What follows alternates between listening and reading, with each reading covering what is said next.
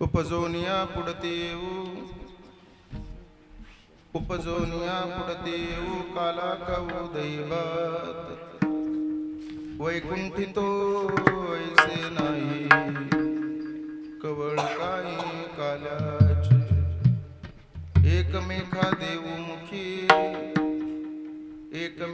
देवमुखी सुखे घालो हंबरी वैकुंठितो ऐसे नाही कवळ काही काल्याचे तुका मने वाळवंत बरवे नीट उत्तम वैकुंठितो ऐसे नाही कवळ काही काल्याचे समचरण सरोजम सांद्रणीला गुदाभम जगन्नीत पाणी मंडनम मंडनाना तरुण तुलसी माला कंदरम कंजनेत्रम सदैवलहासम विठ्ठलम चिंतयामि पांडुरंग करू प्रथम नमन पांडुरंग करू प्रथम नमन पांडुरंग करू प्रथम नमन पांडुरंग करू प्रथम नमन पांडुरंग करू प्रथम नमन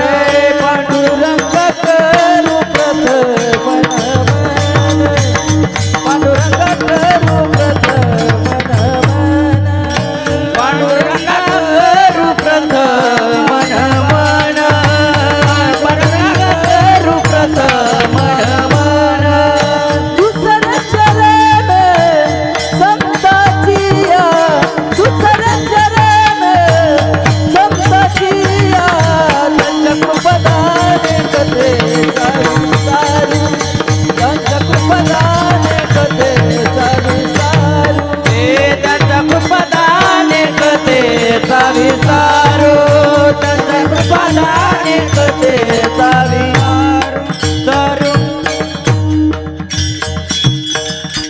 पांडुरंगा करू प्रथम नमन दुसरे चरण संताचिया त्यांच्या कृपादाने कथेचा विस्तार बाबाजी सद्गुरु दास तुका जयांचे केली स्मरण होय सकळ विद्येचे अधिकरण तेची वंदू श्री चरण श्री गुरूंचे ते नमस्कार आता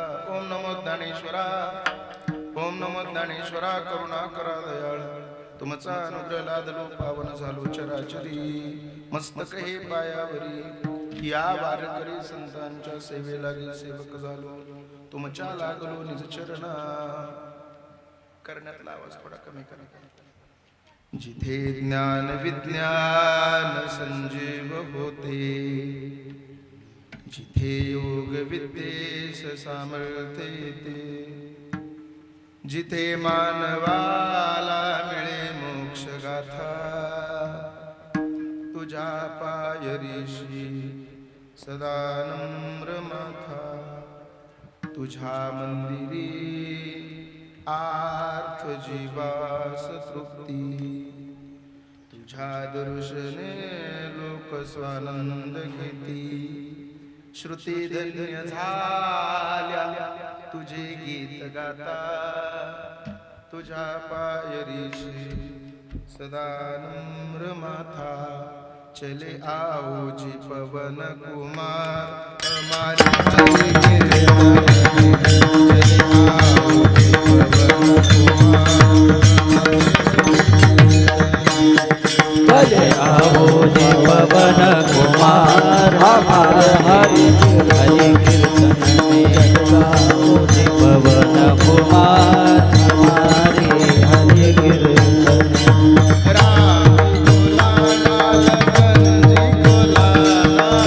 राम जी को लाना लखन जी को लाना राम जी को लाना लखन जी को लाना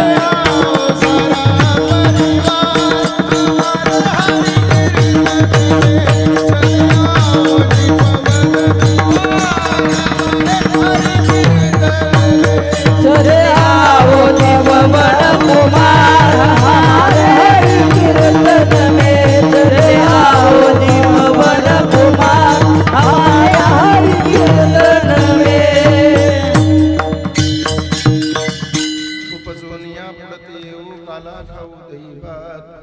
वैकुंठी तो ऐसे नाही कबळ काही काल्याचे प्रस्तुत.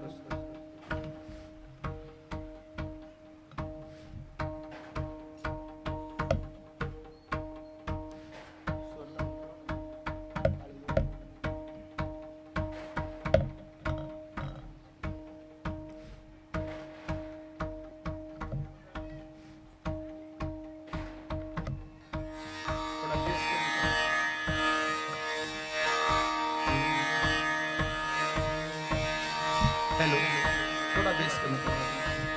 हॅलो,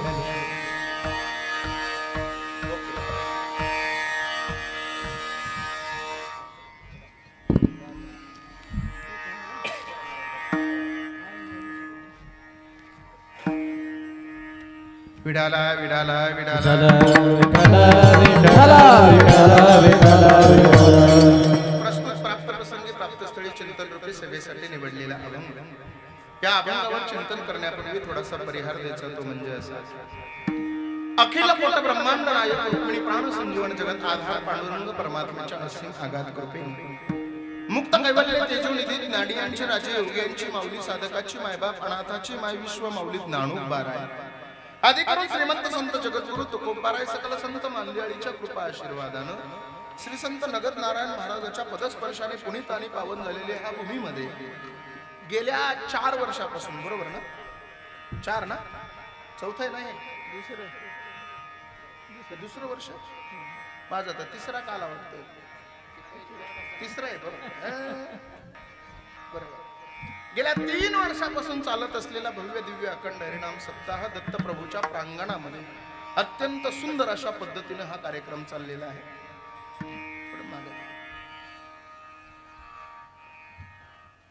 कार्यक्रमासाठी उपस्थित ही परिसरातील सगळी दिग्गज नामांकित मंडळी आहे.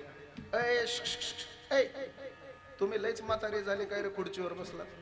खाली बसा, खाली बसा, खाली बसा, खाली बसा. खाली बस, बस खाली. त्या खुर्च्या बाजूला काढा, काढा, काढा.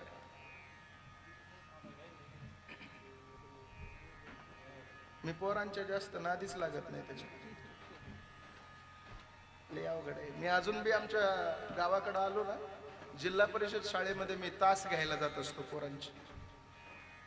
एकदा मी शाळेमध्ये गेलो नाही का, पोराला म्हणलं काय रे बाळ्या, डब्बा आणलास का खायला आज? तो म्हणला आणलाय ना सर. मी म्हणलं तुझा डब्बा खाऊ का रे आज? तो म्हणला खाऊन टाका ना सर. मी म्हणलं घरी गेल्यावर आईला काय सांगशील रे? म्हणला सांगून टाका कुत्र्याने खाल्ला म्हणून. इतके डेंजर असतात म्हणून मी त्यांच्या जास्त नादी लागत नाही. ऐका, लक्ष द्या. सेवेसाठी उपस्थिती परिसरातील सगळे दिग्गज नामांकित कीर्तनकार, गायनाचार्य, वादनाचार्य मंडळी, त्यांना मनापासून धन्यवाद देतो. महाराष्ट्रातील एक नामवंत संस्था आहे, ज्या संस्थेने अनोख हजारो विद्यार्थी या महाराष्ट्राला दिले. त्या मृदंग विशारद मृदंग अलंकार आदरणीय श्री गुरुतुल्य असणारे विष्णू महाराज लोंढे गुरुजी यांच्या संस्थेत ही सगळी मंडळी इथं उपस्थित आहेत. सगळ्यांना मनापासून धन्यवाद देतो. ज्यांचं रात्रीच कीर्तन आपण ऐकलं, अत्यंत सुंदर ज्यांची वाणी आहे, सुंदर ज्यांचं कीर्तन आहे, ज्यांच्या कीर्तनामध्ये प्रत्येकाला समाधान आणि प्रसन्नता वाटते, आदरणीय श्री हरिभक्त परायण सुनील महाराज काळे या ठिकाणी उपस्थित आहेत. महाराजांना सुद्धा मनापासून धन्यवाद देतो. त्याचबरोबर या परिसरामध्ये वारकरी संप्रदायामध्ये तत्व प्रणाली वारकरी संप्रदायाची जोपासत असताना ज्ञानोबारायाच्या तुकोबारायाच्या विचाराला धरून वारकरी परंपरा अंतकरणामध्ये रुजवून संपूर्ण जीवन ज्या व्यक्तीनं या वारकरी संप्रदायासाठी समर्पित केलं, ते माझे परममित्र महाराष्ट्रातील एक नामवंत गायनाचार्य भागवत महाराज या ठिकाणी उपस्थित आहेत. महाराजांना सुद्धा मनापासून धन्यवाद देतो. आता ही सगळे विद्यार्थी मंडळी आहेत, माझा काही जास्त कोणाचा परिचय नाही, पण ज्यांनी सुरुवातीला सुंदर मृदंग वाजवला, अत्यंत सुंदर हात आहे, गेल्या 2 दिवसापासून तुम्ही त्यांचा पकवाज ऐकत आहात, ते आदरणीय श्री हरिभक्त पारायण मृदंग विशारद मृदंग अलंकार विष्णुपंत लोंढे गुरुजींचे पट्ट शिष्य उद्धव महाराज या ठिकाणी उपस्थित आहेत. महाराजांना सुद्धा मनापासून धन्यवाद देतो. अत्यंत सुंदर वाजवण आहे, महाराजांना सुद्धा धन्यवाद देतो. आणि आज माझ्या सेवेसाठी विशेषत्वानं जे उपस्थित आहेत ते एक महाराष्ट्रातील नामवंत मृदंगाचार्य, मृदंग अलंकार मृदंग विशारद. आपल्या बीड जिल्ह्यामध्ये पाटोदा नावाचा तालुका आहे आणि त्या पाटोदा तालुक्यापासून 3 किलोमीटर अंतरावर बेलेश्वर वारकरी शिक्षण संस्था नावाची एक सुंदर वारकरी शिक्षण संस्था ज्यांनी उभारली आहे, ते महाराष्ट्रातील एक नामवंत मृदंगाचार्य आदरणीय श्री विशाल महाराज गिरी या ठिकाणी उपस्थित आहेत. कधीतरी त्या संस्थेला एकदा भेट आपण द्या. एवढी सुंदर संस्था आहे. पाटोद्यापासून फक्त 3 किलोमीटर अंतरावर आहे. आता त्या संस्थेमध्ये 50 ते 60 विद्यार्थी शिक्षण घेत आहेत. वारकरी परंपरेने आणि पारंपरिक पद्धतीने त्या पोरांना पावल्या खेळण्याचं शिक्षण महाराजांच्या माध्यमातून मिळत आहे. पारंपरिक पद्धतीने त्या पोरांना वारकरी संप्रदायाचा टाळ वाजवण्याचं प्रशिक्षण महाराजांच्या माध्यमातून तिथं देण्यात येत आहे. सुंदर पद्धतीचा नाचून पावल्या खेळून हरिपाठ, अत्यंत सुंदर पद्धतीने त्या हरिपाठाचं सुद्धा शिक्षण त्या संस्थेच्या माध्यमातून महाराज त्या ठिकाणी मुलांना देतात. गीता शिकवण्याचं काम आमचे महाराज करतात. सुंदर पोरांना कीर्तनकार घडवण्याचं काम महाराजांच्या माध्यमातून होत आहे. संपूर्ण महाराष्ट्रातील नामवंत कीर्तनकार मंडळी त्या संस्थेला आठवड्यातून एकदा तरी एक कीर्तनकार भेट देतात आणि संपूर्ण संस्थेचा आढावा, पोरांच्या जीवनाची उत्तम सोय, पोरांना अगदी सुंदर पद्धतीचं नियोजन या ठिकाणी आमच्या महाराजांनी केलेलं आहे. त्याबद्दल महाराजांसाठी एकदा जोरदार टाळ्या वाजवा. जवळच आहे. आता फक्त 20 जून पर्यंत ऍडमिशन आहे. 20 जूनच्या पुढे ऍडमिशन संस्थेचे क्लोज होणार आहे. लिमिटेड पोरांनाच तिथं घेतलं जातं. पोरांचं सुंदर अशा पद्धतीचं प्रशिक्षण पाहून एखाद्या पोराला जर काही येत नसेल तर महाराज सरळ सांगून देतात, याला माझ्यापाशीच नाही, महाराष्ट्रात कुठेही टाकलं तरी वारकरी संप्रदायामधलं याला काही जमणार नाही. बरेच कमी माणसं आहेत की ते सांगतात. आदरणीय विष्णुपंत लोंढे गुरुजी, आदरणीय पंडित केशव महाराज जगदाळे गुरुजी आणि त्यानंतर आमचे आदरणीय विशाल महाराज या ठिकाणी पोरांना सुंदर घडवण्याचं काम करतात. अत्यंत सुंदर. आता ते बारकं पोरगं बसलेलं आहे ना तिथं, हे खुर्चीवर त्याला पखवाज वाजवायला बसवला तर ते सुद्धा अत्यंत सुंदर पखवाज वाजवल. म्हणून एवढी सुंदर संस्था महाराजांची आहे, त्यांना धन्यवाद देतो. आणि विशेषत्वानं मला आज मुद्दामून ज्यांचे आभार मानायचे आहेत, गेल्या 3 वर्षापासून अत्यंत सुंदर कार्यक्रम जे करतात ते आपल्याच परिसराचे, बीड जिल्ह्याचे आदरणीय वारकरी संप्रदायाचे आणि दत्त प्रभूंचे अत्यंत सुंदर सेवक आमचे आदरणीय श्री हरिभक्त पारायण भागवत दादा जाधव साहेबांनी गेल्या 3 वर्षापासून अत्यंत सुंदर कार्यक्रमाचं नियोजन इथं केलंय. मला खरंच कौतुक वाटतं. एकटा माणूस कार्यक्रम करण्यासाठी जास्त दिवस पुरत नाही. एकटा माणूस कार्यक्रम करण्यासाठी जास्त दिवस पुरत नाही. लईत लई 2 वर्ष 3 वर्ष कार्यक्रम करून पुन्हा कार्यक्रम तो होईल का नाही याची गॅरंटी नाही. पण या कार्यक्रमामध्ये दरवर्षी वाढ होत चालली आहे. अत्यंत सुंदर पद्धतीने दरवर्षी सुंदर नियोजन साहेब करतात. आणि साहेब एकटेच नियोजन करतात असं नाही बरं. साहेबाचं संपूर्ण कुटुंब ह्या कार्यक्रमासाठी महिनाभरापासून झटत असतं. पत्रिका छापायच्या असतात, बॅनर छापायचे असते, प्रत्येक पाहुण्याला, प्रत्येक परिसरातल्या लोकांना फोन करायचे असतात, पत्रिका प्रत्येकाच्या घरापर्यंत पोहोचवायची असते. आणि त्यांच्या प्रेमाखातीर संपूर्ण परिसरातील सगळी मंडळी इथं उपस्थित राहतात. साहेबांना मनापासून धन्यवाद देतो. आपण दरवर्षी साहेबांसाठी टाळ्या वाजवतो, पण यावर्षी ऐका यावर्षी साहेबांसाठी वाजवल्या आणि नाही वाजवल्या तरी चालतील, पण यावर्षी साहेबांच्या घरच्यांसाठी एकदा जोरदार टाळ्या वाजवा. कारण सांगू तुम्हाला, पुरुष पुढे जर एखादं काम करत असेल तर पाठीमागं त्याला पाठिंबा देणारी त्याची धर्मपत्नी ही अत्यंत महत्वाची लागते. नाही तर एखादं काम करत असताना चांगलं काम करायला गेलं आणि पत्नीनं फक्त थोडा पाय मागं घेतला. उदाहरणार्थ भागवत महाराजांना किती चांगलं गायन केलं आणि घरी गेल्याच्या नंतर सांगितलं आमच्या ताईंना, एवढं सुंदर गायलं, एवढं गोड गायलं, आणि आमच्या ताईंनी फक्त एकदाच असं केलं. बरोबर आहे की नाही? परंतु अजिबात नाही. वारकरी संप्रदायाची परंपरा एवढ्या दिवसापासून महाराज चालवत आहेत, पण अत्यंत सुंदर. ज्याला त्याला ज्याच्या त्याच्या घरचं वातावरण पोषक आहे. आणि असं आमच्या भागवत साहेबांना सुद्धा अत्यंत सुंदर वातावरण आहे. म्हणून त्यांना सुद्धा मनापासून धन्यवाद देतो. सेवेसाठी उपस्थित या कार्यक्रमासाठी माईक सिस्टम सुद्धा अत्यंत सुंदर आहे. बोलू नका, थांबा, बसतील, हळूहळू बसतील सगळे. आणि विशेष म्हणजे तुम्ही म्हणाल का हो महाराज, दरवर्षी तुमचंच काल्याचं कीर्तन असतं इथं, 3 वर्ष झालं काल्याचं कीर्तन तुमचंच आहे. एक सांगू तुम्हाला, काल्याचं कीर्तन माझं मी जोपर्यंत आहे तोपर्यंत ठेवलं तरी सुद्धा मी या काल्याच्या कीर्तनाला कंटाळणार नाही. कारण की या मंडपामध्ये बसलेले अर्धे माणसं हे माझे नातेवाईक आणि माझे पाहुणे. बरोबर आहे की नाही? माझा घरातला संबंध या घराशी आहे. माझ्या आदरणीय याच बीड शहरामध्ये माझी आत्या इथं दिलेली आहे, सुभाष जाधव ज्यांचं नाव आहे, सुंदर बिल्डर आहेत. त्यांचीच कन्या आमच्या अश्विनीताई आणि या सगळा परिवार इथं उपस्थित आहे. सगळ्यांना मनापासून धन्यवाद देतो आणि सेवेला सुरुवात. विडाला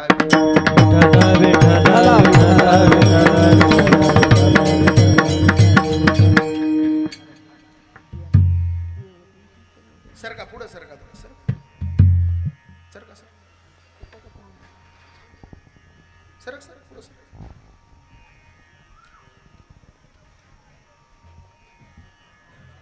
हा म्हणजे मागचे आलेले मागा बसतील, पुन्हा विक्षेप होणार नाही आपल्याला, नाही का? सरका पुढं सरका, महिला मंडळ सरका. लय माणसं येणार आहेत, माणसाला जागा पुरणार नाही. सरका पुढं सरका. अश्विनी पुढं सरक सरक इथे.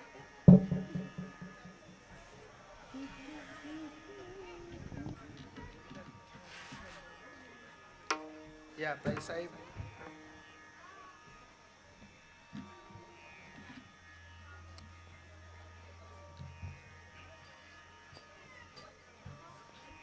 लक्ष द्या. बस बस बस बस बस बस बस.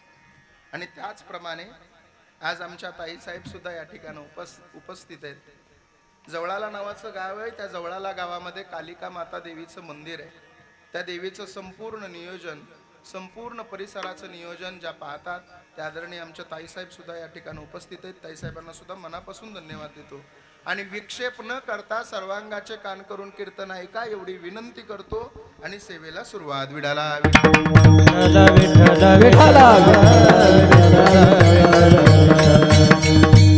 सेवेसाठी निवडलेला अभंग 4 चरणाचा आहे. अत्यंत सुंदर अभंग सेवेसाठी निवडलेला आहे. आज सेवेसाठी निवडलेला अभंग ज्यांचा आहे ते कोण तर सांगतो ऐका. साहित्य सोनियाच्या खाणीतून शब्द रत्नांची निर्मिती करणारे महाराष्ट्र सारस्वताच्या मंडलावर आपल्या तत्वज्ञानाचा कळस ज्या महापुरुषाने चढवला, वेद उपनिषद गीता भागवत याचं मंथन करून पंचोमेध गाथ्याची निर्मिती ज्या महाकवीने केली, भांडाऱ्या भामचंद्र गोराड्या डोंगरावर साधना करून देहासकट वैकुंठागमन करून विश्वातला एक अलौकिक चमत्कार इतिहासाच्या पानावर ज्यानं सुवर्ण अक्षरानं लिहिला. इंद्रायणीच्या काठी देहू नावाच्या सुप्रसिद्ध गावामध्ये बोलोबा कणकाईच्या वंशामध्ये हे ज्ञानरत्न जन्माला आलं. आणि सर्वसामान्य माणसाला मोक्षाचा देव यान पंथ ज्याच्यामुळे खुला झाला मायबाप ते श्रीमंत संत जगद्गुरु तुकोबाराय आजच्या अभंगातून काल्याच्या प्रसंगाचं वर्णन करतात. विढाला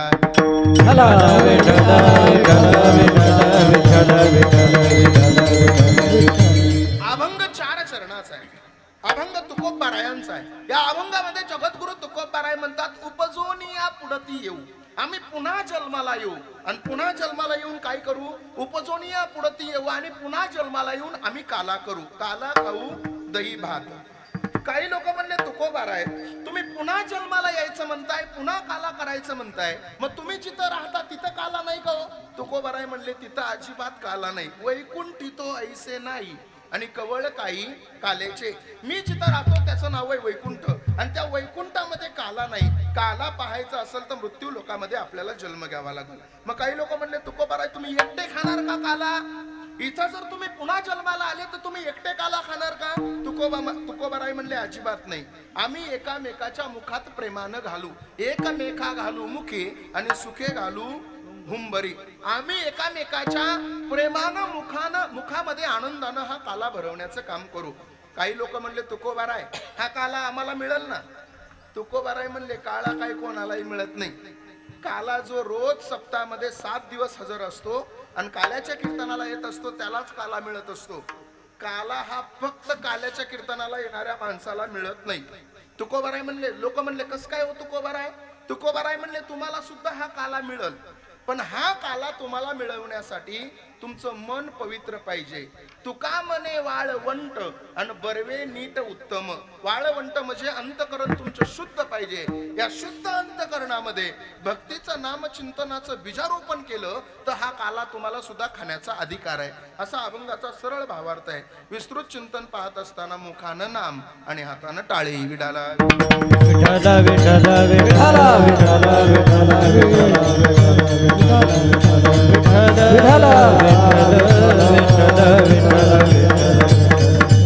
या अभंगामध्ये जगद्गुरु तुकोबाराय म्हणतात आम्ही पुन्हा जन्माला येऊ.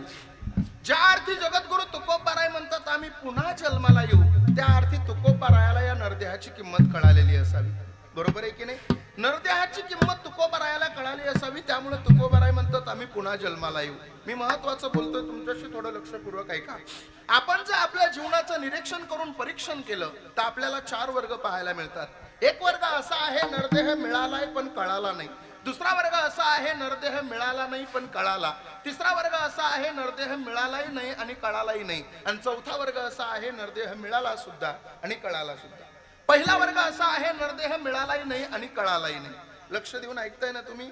लक्ष देऊन ऐका. आजचं कीर्तन तुम्हाला बरं वाटावं म्हणून मी करणार नाही. आजच्या कीर्तन ऐकून कोणाचं तरी इथं बसलेल्याचं बरं होईल याच्यासाठी मी कीर्तन करणार आहे. कीर्तन हशी मजाक टाइमपास म्हणून कधीच ऐकायला बसत जाऊ नका. आणि मी नेहमी कीर्तनामध्ये सांगत असतो, मराठवाड्यातली लोक कीर्तन ऐकताना कधीच बुद्धीनं ऐकत नाही. मराठवाड्यातली लोक कीर्तन ऐकताना कधीच बुद्धीनं कीर्तन ऐकत नाहीत. मराठवाड्यातली लोक ज्या वेळेस कीर्तन ऐकतात त्यावेळेस ती फक्त भावनेनं आणि अंतकरणानं कीर्तन ऐकतात. म्हणून मराठवाड्यातला परमार्थ श्रेष्ठ आहे. बुद्धीपेक्षा भावनेला फार मोठी किंमत आहे. आणि मला माहिती आहे तुम्ही सगळे अंतकरणाची भावना घेऊन इथं बसलेला, म्हणून तुम्ही लक्षपूर्वक ऐकाल. पहिला वर्ग असा आहे नरदेह मिळाला पण कळाला नाही. दुसरा वर्ग असा आहे नरदेह मिळाला नाही पण कळाला. तिसरा वर्ग असा आहे नरदेह मिळालाही नाही आणि कळालाही नाही. आणि चौथा वर्ग असा आहे नरदेह मिळाला सुद्धा आणि कळाला सुद्धा. पहिला वर्ग असा आहे नरदेह मिळालाही नाही आणि कळालाही नाही. थोडं लक्ष द्या. पशुला प्राण्याला नरदेह मिळालाही नाही आणि या नरदेहाची किंमत कळाली नाही. कळाली का बोला? मला सांगा. पशु काय पाप पुण्य जाणीती. मला सांगा या पशूंना नरदेह मिळालाही नरदेह कळालाही नाही. मला तुम्ही सगळ्यांना मिळून माझ्या प्रश्नाचं उत्तर द्या. मला तुम्ही सांगा कधी म्हशीनं भजन केलेलं ऐकलंय का हो? हा, बैल कधी कीर्तनाला येऊन बसलेला बघितलंय का? बैल कधी कीर्तनाला येत नाही. मी बैलाबद्दलच बोलतोय, तुम्ही दुसरीकडे घेऊन जाऊ नका. बैल कधी कीर्तनाला येत नाही. म्हैस कधी भजन करत नाही. नरदेह पशुला प्राण्याला पक्षाला मिळालाही नाही आणि त्या नरदेहाची किंमत त्यांना कळाली नाही. 2 नंबरचा वर्ग असा आहे नरदेह मिळाला पण त्या नरदेहाची किंमत कळाली नाही. तुम्हाला मला नरदेह मिळाला पण या नरदेहाची किंमत आपल्याला कळालेली नाही. जर आपल्याला या नरदेहाची किंमत कळाली असती तर तोंडामध्ये गुटखा टाकून टपरीवर उभा राहून म्हाताऱ्या माणसाची चेष्टा आपल्या पोरांनी केली नसती. आपल्याला जर या नरदेहाची किंमत कळाली असती तर दारू पिऊन या नरदेहाचं वाटोळं केलं नसतं. आपल्याला जर या नरदेहाची किंमत कळाली असती तर पंढरपूरची वारी आपण प्रत्येकानं केली असती. आपल्याला या नरदेहाची किंमत कळाली असती तर या नरदेहामध्ये आपण दुसरं काहीच टाकलं नसतं. बरोबर आहे की नाही? नरदेहाची किंमत कळाली नाही. मला तुम्ही सगळ्यांना उत्तर द्या. मला खरं खरं सांगा.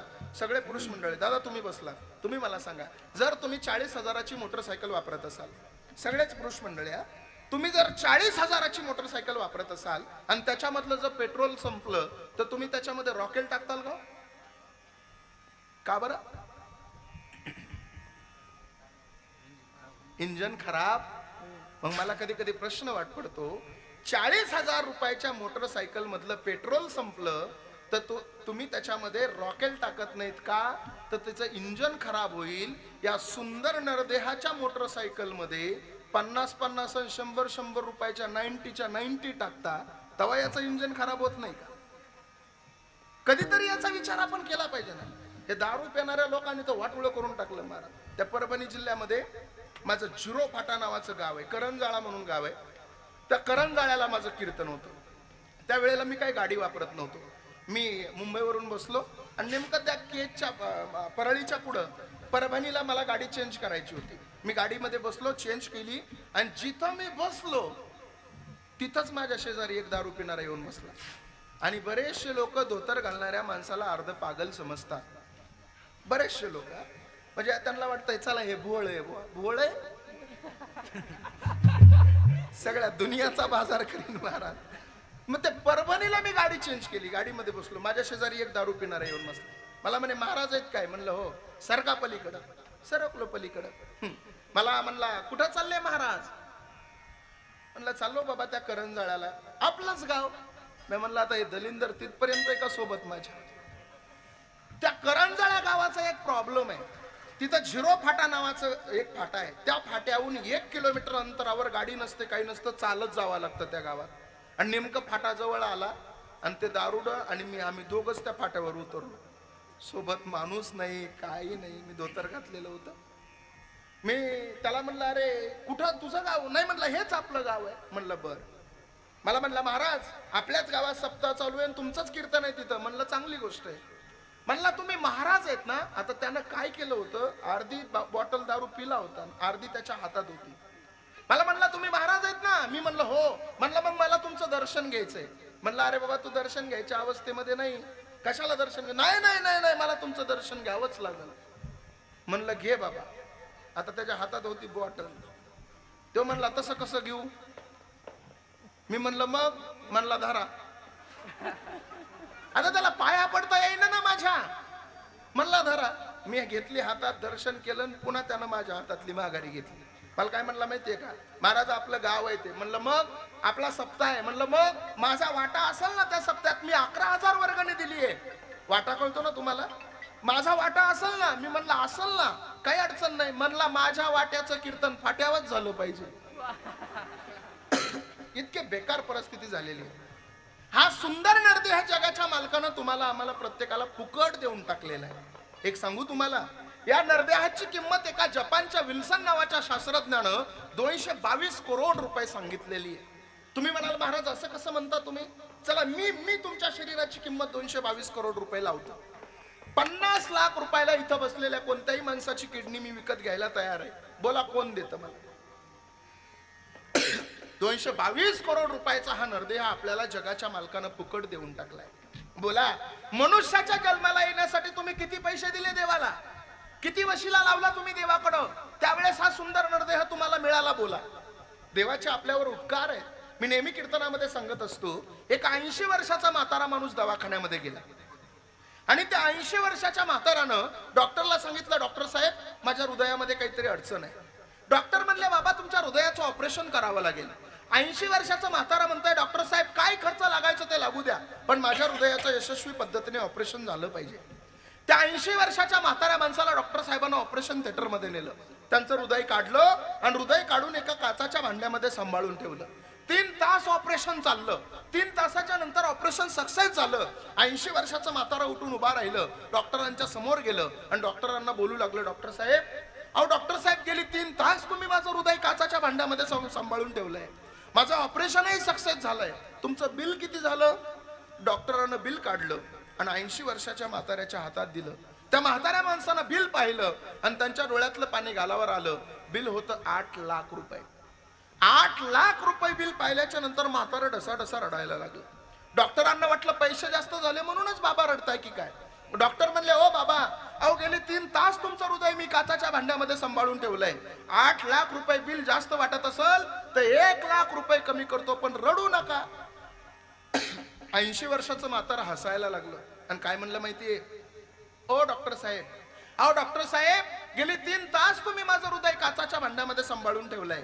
8 लाख रुपये काय, 12 लाख रुपये जरी बिल केलं असतं तरी मी हसत हसत दिलं असतं. डॉक्टर म्हणले, मग बाबा तुम्ही रडता का.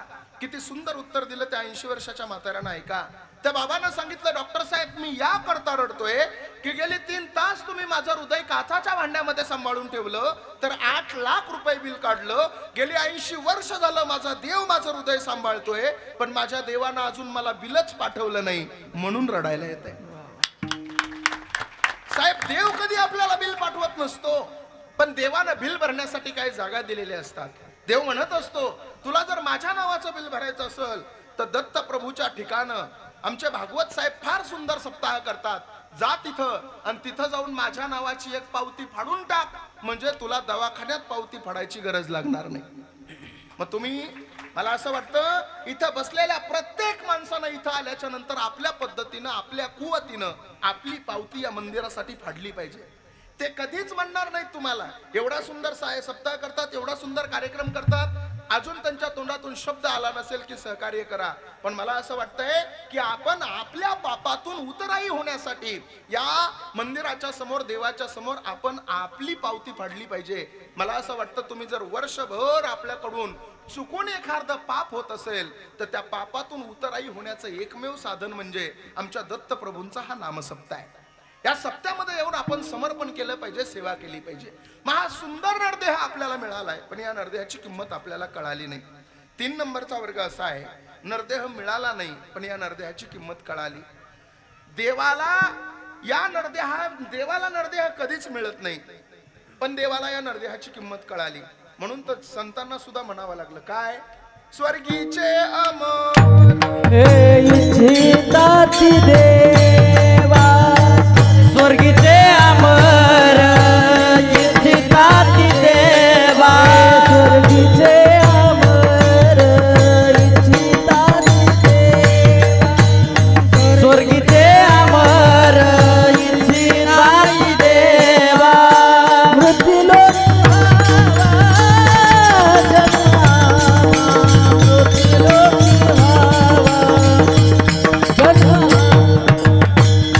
मृत्यूलोकी भावा जन्मामा मृत्यूलोकी भावा जन्मामा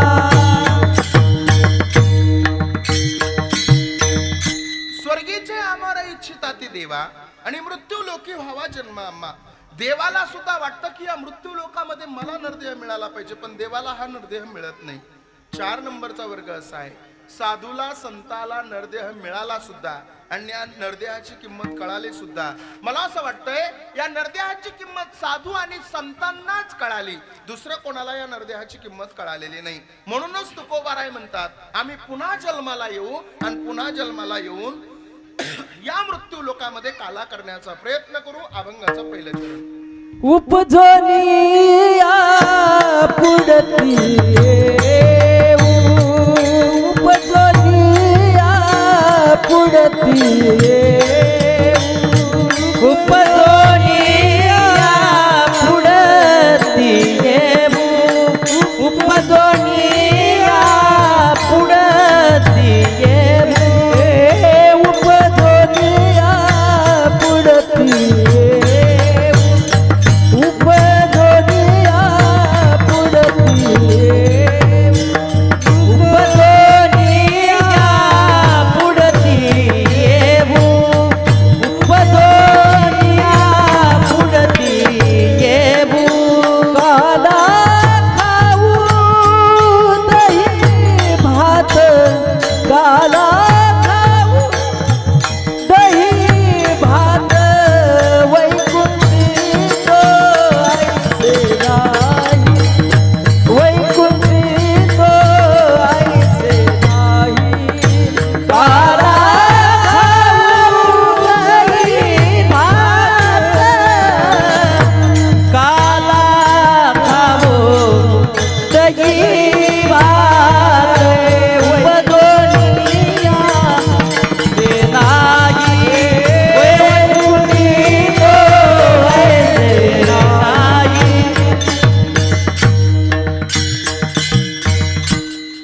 या अभंगामध्ये जगद्गुरु तुकोबाराय म्हणतात, आम्ही पुन्हा जन्माला येऊ आणि पुन्हा काला करू. नेमका काला कशाचा? ऐकताय ना तुम्ही? बघा, मला लय अवघड बोलायचा नाद नाही बरं का. मी सोप्या पद्धतीचा कीर्तनकार, नाहीतर काय लोकांना लय अवघड बोलायचा नाद आहे. घटन मटन पटन रज्जन सरपन ख्यातीन सत्ख्यातीन असत्ख्यातीन पूर्वमेवांसान उत्तरमेवांसान सांख्यन गौतमन कानादनन आविर्वचनीन विक्षेपन आवरणन मोक्षण अपरोक्षनाशन परोक्षनाशन असल्या भानगडीत आपण कधीच लोकांना पाडत नाही. सोप्या पद्धतीत कळत असेल तर कशालाही चुकाट्यात हात घालायचा. कळतंय ना सोप्या पद्धतीत लोकांना, कळू द्या ना. मग काय लोकांना लय अवघड भाषा बोलायचा नाद आहे. एक दिवशी माझा एक मित्र आहे, साहित्यिक बोलण्याचा नाद आहे त्याला एक दिवशी म्हणलं, का रे माझ्या कीर्तनाला येणार होता, तू आला नाही? तो म्हणला, महाराज तुमच्या कीर्तनाला मी निघालोच होतो, माझ्या घराबाहेर मी पडलोच होतो, परंतु मी माझ्या द्विचक्री यानावरून मार्गाक्रमण करत असता माझ्या द्विचक्री यानाचा जो वर्तुळाकार भाग आहे आणि त्याच्यामध्ये हवा संग्रहित करणारा जो रबरी भाग आहे, त्या रबरी भागाला मैवरील पाषाणाने सच्छिद्र केल्यामुळे त्याच्यामधील हवा नावाचा पदार्थ मल आकाशामध्ये विलीन झाला, करिता आम्ही कीर्तनाला येऊ शकलो नाही. म्हणलं, गायबाने पंक्चर म्हणल्यावर कळत असेल तर मैवरील पाषाण सच्छिद्र काय करायचं. लय नमुन्याची लोक भेटत आहेत महाराज, काय सांगायचं तुम्हाला. त्या दिवशी त्या नगरला एक भिकारी भेटलं मला, आणि त्या नगरच्या भिकाऱ्यानं मला पैसे मागितले. मी गाडीचा काच खाली घेतला आणि म्हणलं, अरे माझ्याकडे सुट्टे पैसे नाहीत ना. तो म्हणला, महाराज फोन पे करा. अरे भिकाऱ्याकडे फोन पे? मी तरी स्कॅनर काढला माझा आणि फोन पे केला त्याला 10 रुपये फोन पे केला. तो म्हणला, महाराज अजून 10 रुपये द्या. मी म्हणलं, अरे 10 दिले ना, अजून 10 कशाला? तो म्हणला, माझ्या मैत्रिणीला. म्हणलं, भिकाऱ्याला पण मैत्रीण नाही का रे? तो म्हणला, तिच्यामुळेच भिकारी झालोय. लय अवघड सिस्टम आहे महाराज. कोरोनाच्या काळामध्ये आम्हाला कीर्तन नव्हते, काही नव्हतं. आमचं 2 महिने फक्त खायचं आणि झोपायचं काम चाललेलं होतं. साहेब कडक लॉकडाऊन होतं, कडक, आणि खायचं आणि झोपायचं काम चालू होतं. तेवढ्यात काही लोकांची एवढी श्रद्धा असते महाराज मंडळीवर की काही लोकांना असं वाटतं म्हणजे हे आमच्यासाठी देव आहेत. ऐका, एक जण माझ्याकडे आला बरं का मावशी, आणि माझ्याकडे येऊन मला, आमच्याच गावातला प्रकार आहे, मला काय म्हणलं माहितीये का, महाराज मला तुमच्या हातानं बोर घ्यायचा आहे. मी म्हणलं मला तर पाणी कळत नाही बाबा. नाही म्हणला तुमच्या हातानं बोर घ्यायचा आहे, काही झालं तरी. मी म्हणलं अरे मला पाणी दिसत नाही ना. पण नाही म्हणलं तुम्हाला घ्यावंच लागल. मी म्हणलं अरे पण मला पाणी कळत नाही. पण त्या ते लय चॅप्टर रे, त्यानं हळूच 2000ची नोट बाहेर काढली. म्हणला महाराजाला पैसे दाखवले की पाणी कळलं. आणि काय बघा आता माझ्याकडं, त्याच्या खिशातले 2000 बाहेर काढून माझ्या पायावर ठेवूस तर जिकडं बघाव तिकडं मला पाणीच दिसायला लागलं. कारण त्या काळात कोरोनाची परिस्थितीच भयान होती. म्हणलं काळजी करू नको, चल म्हणलं घेऊ आपण बोर. त्याला पाठीवर हात टाकला, मोटरसायकलवर बसलो आणि त्याच्या रानात गेलो. ते पाणी बघताना माहितीये ना, नारळ असं हातात घेतात, आणि ते मी असं उगा नारळ हातात घेतलं आणि बांधा आणि फिरायला लागलो. जिथं फिरन तिथं घेऊ म्हणलं. कशाचा नारळ फिरतोय आपल्याला काही त्याच्यातलं कळनाच. पण मी एका जागेवर गेलो आणि तिथं उभा राहिलो आणि म्हणलं हिथं घे बोर, इथं 100% पाणी आहे. तो म्हणला किती फूट? म्हणलं 300 फूट. आणि नेमका तिथं गेलो महाराज, 300 फूट पाणी, काळजी करू नको म्हणलं. आणि जसा बोर सुरू झाला, जसा फुफुटा निघायला लागला, मी आपलं धोतर धरलं आणि घरी. त्यानं 300 फूट बोर घेतला. शेजारचे 2-4 जण उभाच असतात, नाही अजून एक टाक म्हणणार आहे. बघता साहेब 450 फुटावर बोर गेला. पहाटेचे 5 वाजले आणि 5 वाजल्यावर सगळीकडे फुफुटा.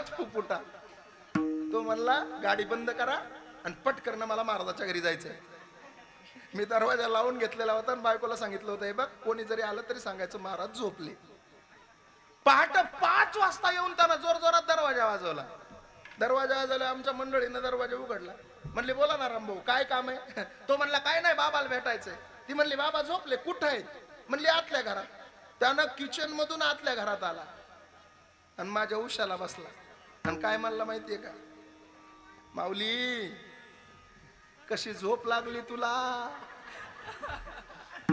उठ ना लवकर, नुसता फुफुटाच निघलाय ना. म्हणजे काय श्रद्धा महाराज. बाकी लय नमुन्याचे. महत्वाचं सांगायचंय मला तुम्हाला, कीर्तन सोप्या पद्धतीने ऐका. जगद्गुरु तुकोबाराय म्हणतात आम्ही पुन्हा जन्माला येऊन पुन्हा या ठिकाणी काला करू. मग काही लोक तुकोबारायाकडे म्हणले, ओ तुकोबाराय तुमचं वैकुंठ तर किती सुंदर आहे हो. अहो तुमच्या वैकुंठामध्ये किती आनंद आहे. कारण वैकुंठामध्ये जेवढा आनंद आहे तेवढा इथं मिळत नाही. तुकोबाराय म्हणले, अहो वैकुंठामध्ये जर आनंद असता ना तर देव खाली कशाला आला. वैकुंठी तो ऐसे राजे, वैकुंठी तो ऐसे राजे, वैकुंठी तो ऐसे राजे, वैकुंठी तो ऐसे, वैकुंठी तो ऐसे राजे, वैकुंठी तो ऐसे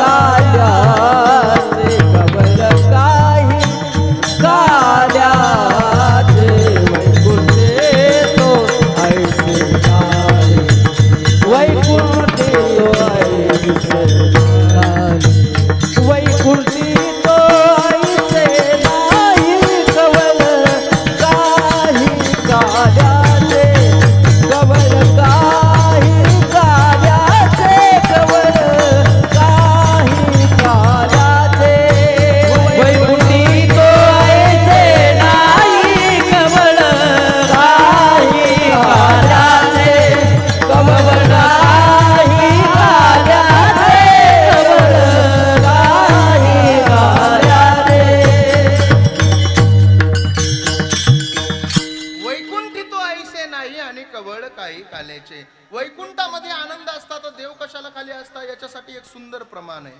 कोणचं?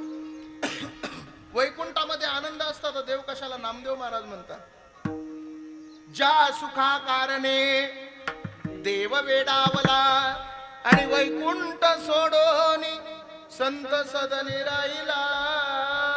जगाचा मालक वैकुंठामध्ये त्याला करमत नाही.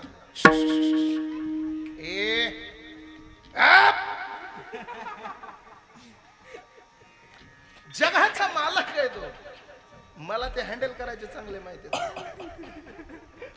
जगाचा मालक आहे, पण आज वैकुंठ सोडून भूवैकुंठावर, म्हणजे आपल्या तुमच्या माझ्या समोर काला करण्याला त्याला सुद्धा आवडते.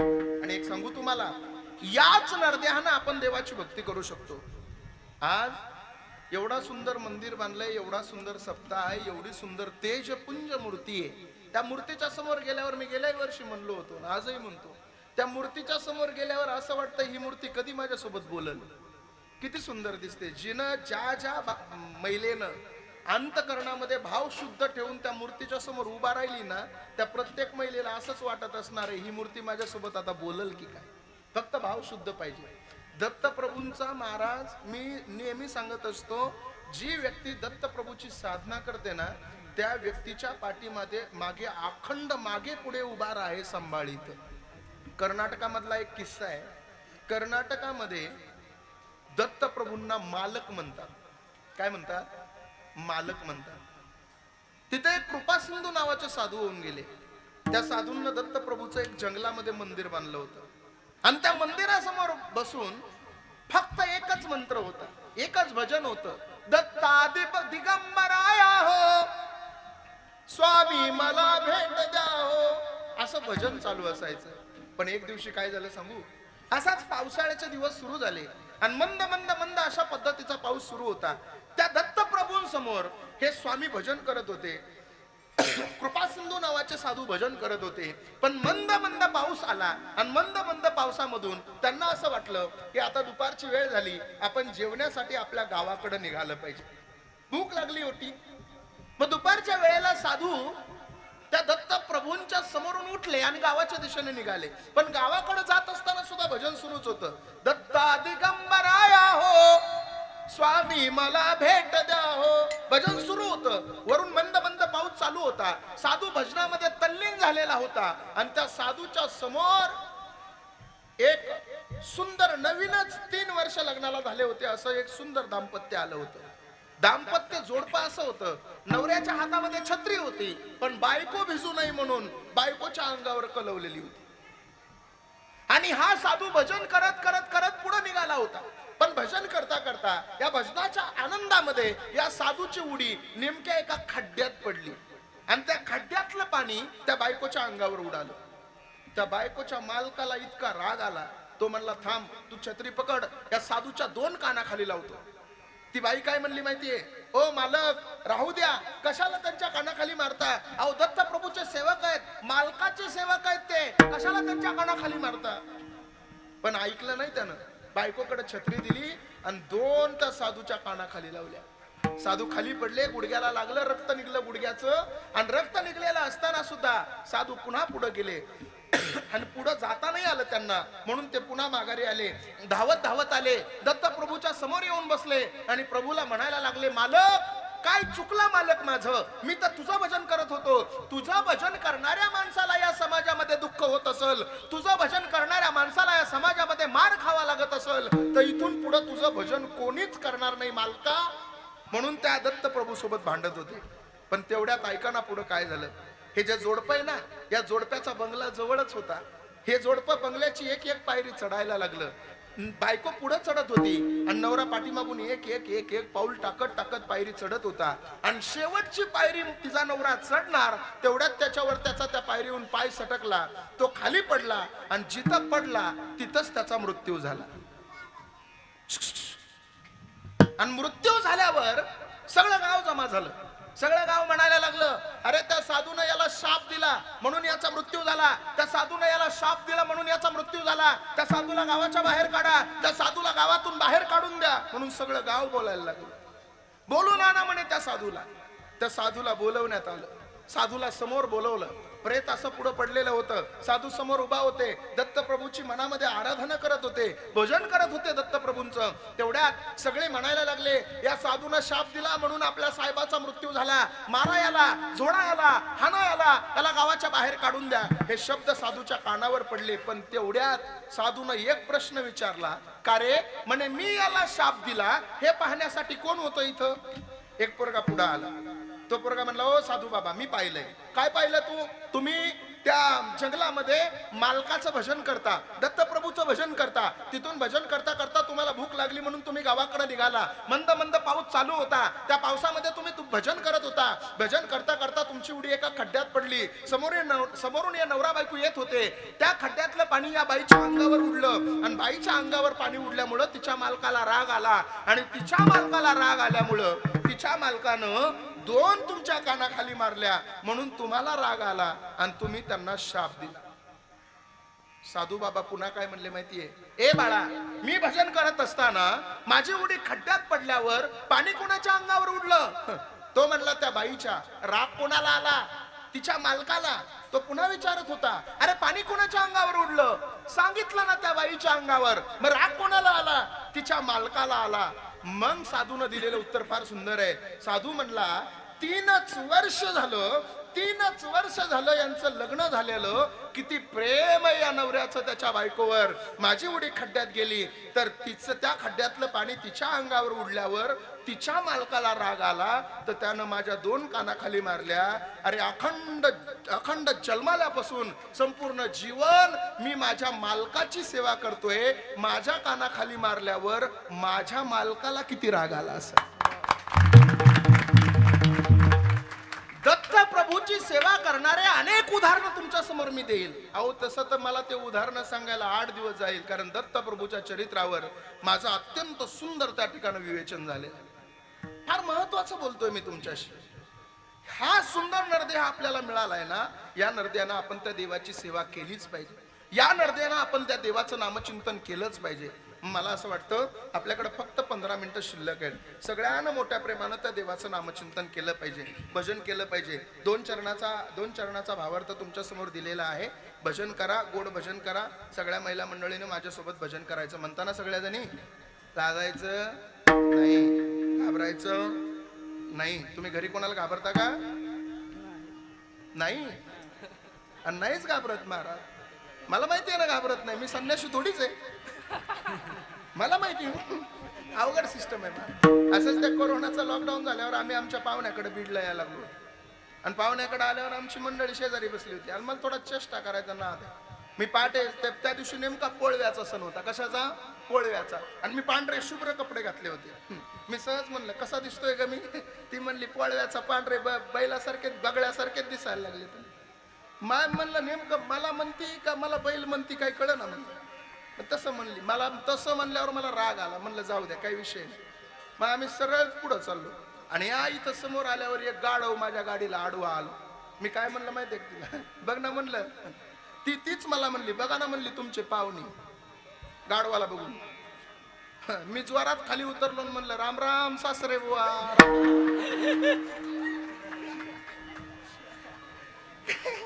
काय करता मग? ते शेअर तर आपण 1.25 शेअर. माय कीर्तन, माय लाईफ, माय ॲटिट्यूड. मी माझ्या वजनात आणि माझ्या पद्धतीने जगतो. मला कधीच लोकांवर अवलंबून राहायची माझ्या जिंदगीत कधी. मला जसं आवडतं तसं मी जीवन जगतो. हे महत्वाचं आहे. म्हणून सगळ्यांना जगलं पाहिजे. का नाही जगलं पाहिजे? मी नेहमी कीर्तनात म्हणत असतो, कधीच कोणीच कोणावर कधीच जळायचं काम करायचं नाही. पैसा श्रीमंती अफाट कमवा. एक सांगू तुम्हाला, चाणक्याचे वाक्य आहेत. चाणक्य काय म्हणला माहितीये? हे सुंदर शरीर कधीच शेवटपर्यंत आपल्याला साथ देऊ शकत नाही. घरामध्ये कितीही पैसा असला आणि त्या घरामध्ये कमवणारा माणूस नसला तर तो पैसा शेवटपर्यंत कधीच टिकत नाही. तुम्ही गरीब असले तर लोक तुमचा कधीच विरोध करणार नाही. तुम्ही प्रगती करायला लागले तर लोक तुमचा विरोध करायला सुरू करतील आणि विरोध करणारी लोक शक्यतो तुमच्या जवळची असतील. हे वाक्य माझे नाही तर चाणक्याचे. आणि तुम्ही आजपर्यंत बघा, आपल्याला विरोध करणारी माणसं ही लांबचे नसतात. आपल्याला विरोध करणारी माणसं ही आपल्या जवळचीच असतात. हे अत्यंत महत्वाचं आहे. कारण आपल्याला विरोध करणारी माणसं, लोकाला काही घेणं देणं नाही आपल्यावरून. लोकाला माहित नाही तुम्ही किती पैसे कमवता. लोकाला माहित नाही तुमचं नातं काय आहे, लोकाला माहित नाही तुमचे संबंध कसे आहेत. घरच्या लोकांना माहिती आहे तुमचे संबंध कसे आहेत, आणि आपली संबंध, आपली नाती, आपली प्रॉपर्टी सगळं बिघडवण्याचं काम ही आपल्या घरची माणसं करतात. हे माझ्या अनुभवावरून मी सांगतो, अत्यंत महत्वाचं आहे. तुम्ही म्हणाल महाराज तुमच्या घरी अजून माझं तितकं इचाकलेलं नाही, परंतु अनुभव महाराष्ट्रातला माझ्या समोर ऐका. म्हणून विनंती आहे माझी, सगळ्याला मोठ्या प्रेमानं भजन करा. म्हणताना सगळ्या बैला मंडळी भजन म्हणताना घाबरायचं नाही, लाजायचं नाही, सगळ्यांना म्हणायचं सुंदर माझे जाते ग फिरते बहुतूक,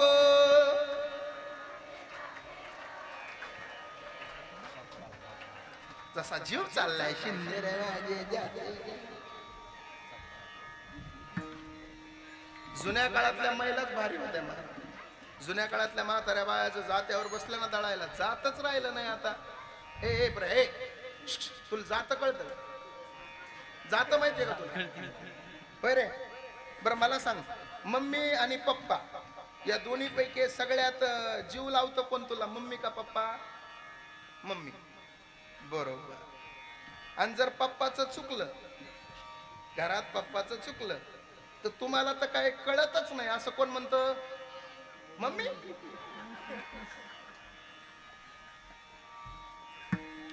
अवघड. जुन्या काळातल्या महिला मंडळीला विचार, महिला मंडळ जर लग्नामध्ये उखाणे बी घ्यायला लागल्या तरी लय भारी उखाणे असायचे. एक सांगू का नमुना तुम्हाला? उखाणे कसे असायचे सांगू का? नको सांगू? नको सांगू? बर सांगतो आहे का.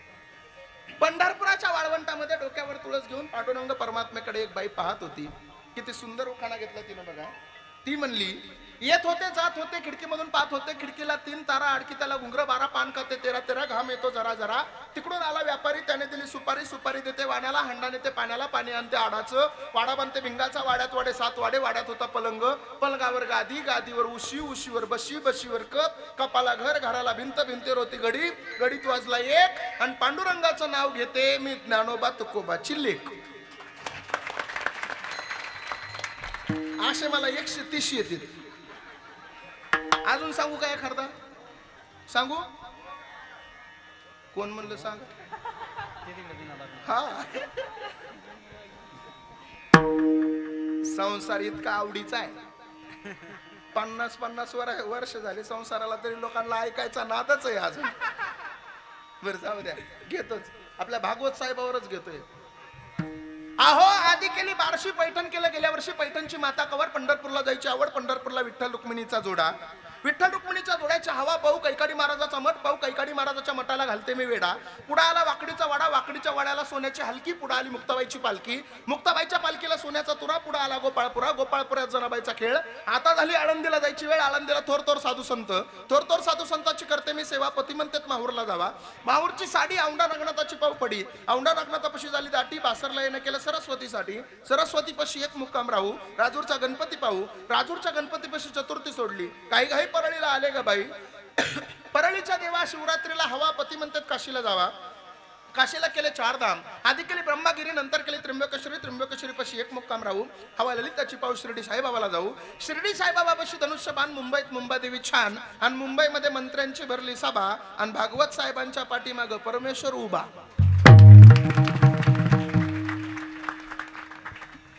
आमच्या ताईनी सुद्धा इतकं लांब नाव घेतलं नसतं. होय ताई, घेतलं का खरं सांगा? मी घेतलं का नाही? आणि चला काढा 5000 रुपये. जुना काळ आहे महाराज, चांगलं होतं जुन्या काळामध्ये. जाऊ द्या, आपल्याला वेळ कमी आहे. आता भजन आपण शेवटी करू सगळ्यांना मोठ्या प्रमाणात.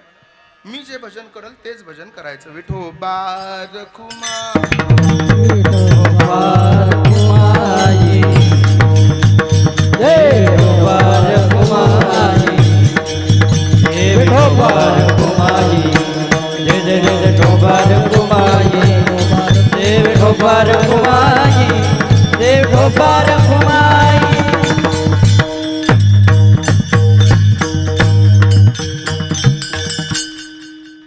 अभंगाचा 2 चरणाचा भाव तुम्हाला दिलेला आहे. आता आपल्याला काल्याचं चिंतन पाहायचं आहे. तुम्ही दरवर्षी काल्याचं कीर्तन ऐकता. काल्याच्या कीर्तनामध्ये दुसऱ्या देवाचं वर्णन चालत नाही.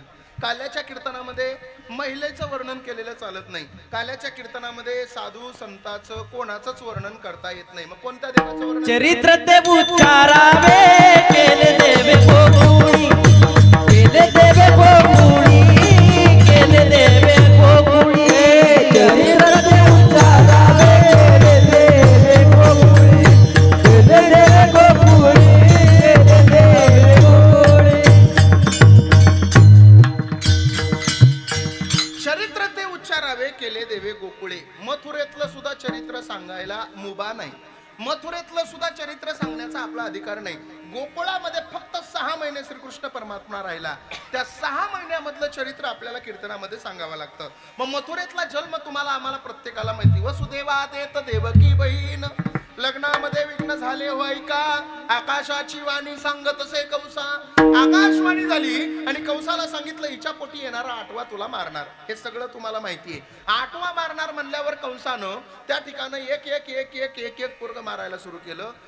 7वा योग मायानं नेला आणि 8वा श्रीकृष्ण परमात्मा अष्टमीला गोकुळ अष्टमीला जन्मला. आणि श्रीकृष्ण परमात्मा जन्मल्यावर यशोदे देवकी मातेनं वसुदेवानं टोपलीमध्ये घातला. यमुना आडवी आली, यमुनेला दर्शन दिलं, यमुनेनं वाट दिली आणि गोकुळामध्ये आणला. गोकुळामध्ये आणल्यावर श्रीकृष्ण परमात्म्याला यशोदेच्या महलामध्ये वसुदेवानं ठेवलं आणि यशोदेच्या महलामध्ये ठेवून वसुदेव तिथून निघून गेले. सकाळी सकाळी यशोदेच्या महलाच्या समोर नंद बाबाच्या घरामध्ये एक गवळण झाडलोट करायला आली होती. झाडलोट करायला येणारी गवळण झाडता झाडता यशोदेच्या महलासमोर गेली आणि यशोदेच्या महलासमोर गेल्यावर आत डोकावून पाहिलं तर यशोदेच्या महलासमोर तिच्या समोर एक लहान लेकरू रडत होतं. लक्षात आलं त्या गवळणीच्या हे लेकरू दुसरं तिसरं कोणी नसून हा मुलगा आहे. नंद बाबा गाईची धार काढत होते. सकाळची वेळ होती. ती गवळण धावत धावत गेली, नंद बाबाच्या समोर जाऊन उभा राहिली आणि नंद बाबाला म्हणायला लागली, नंद बाबा अरे तो को कोई पता है, अरे तो को लाला भयो. नंद बाबा म्हणायला लागले, अरे मोको लाला भयो मोको ना पता, तो को कैसे पता. ती म्हणली, अरे जाके तो देख. आणि नंद बाबानं ज्या वेळेस पाहिलं त्यावेळेस नंद बाबाच्या लक्षात आलं हा झालेला माझा मुलगा आहे. गळ्यातली मोत्याचे हार दिला, तिच्या हातात ठेवला.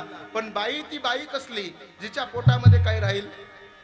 तिनं तिथं तेवढ्या थांबलीच नाही. मग सगळ्या गोकुळात बोबाटा केला. गवळण